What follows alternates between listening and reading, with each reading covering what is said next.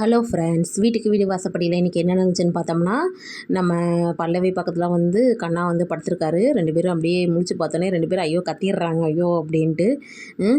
உடனே கண்ணா வந்துட்டு சொல்கிறாரு, எனக்கு இதெல்லாம் சுத்தமாக பிடிக்காது, என்ன என் பக்கத்தில் வந்து படுத்திருக்க, இதெல்லாம் எனக்கு பிடிக்கவே பிடிக்காது அப்படிங்கிற மாதிரி சொல்கிறாங்க. டேய், நான் எங்கடா உன் பக்கத்தில் வந்து படுத்தேன், நீ தாண்டா இங்கே வந்து படுத்திருக்க, நீ என்கிட்ட தப்பாக நடந்துக்க முயற்சி பண்ணுறியா அப்படின்னு பல்லவி கடந்து குதிக்கிறாங்க.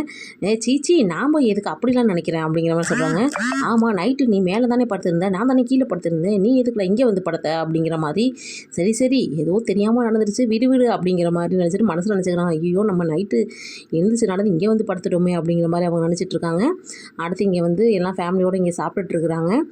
சாரு வந்து என்ன நீ எனக்கு பிடிக்காத டிஃபன் செஞ்சு வச்சுருக்கீங்களே நீ அப்படிங்கிற மாதிரி இருக்கிறாங்க. உடனே அர்ஜுன் வந்துடுறாரு. சாருக்கு பிடிச்ச மாதிரி செஞ்சுவி, அவங்க இருக்கிற வரைக்கும் சந்தோஷமாக இருக்கணும் அப்படிங்கிற மாதிரி சொல்லிட்டு இருக்காங்க. கரெக்டாக கண்ணனும் வந்துடுறாரு சாப்பிட. அண்ணி சட்னிலாம் சூப்பர் அப்படின்னு சொல்லி சாப்பிட்டுட்டு இருக்காங்க. அதுங்களும் இங்கே பாட்டி வந்துட்டு, எங்கடா பல்லவி புதுசாக வந்திருக்கா வீட்டுக்கு, அவளை கூப்பிட்டு வர மாட்டேங்க போது, அவள் எங்கே இருக்கான்னு எனக்கு தெரியாது, அவளாம் என் ரூமில் இல்லை அப்படிங்கிற மாதிரி பதில் சொல்கிறாரு. என்னடா இப்படி பேசுகிற, அவன் ஒய்ஃபுடா அப்படின்னு. ஆனால் அவர் எதையும் கண்டுக்காமல் சாப்பிட்றாரு.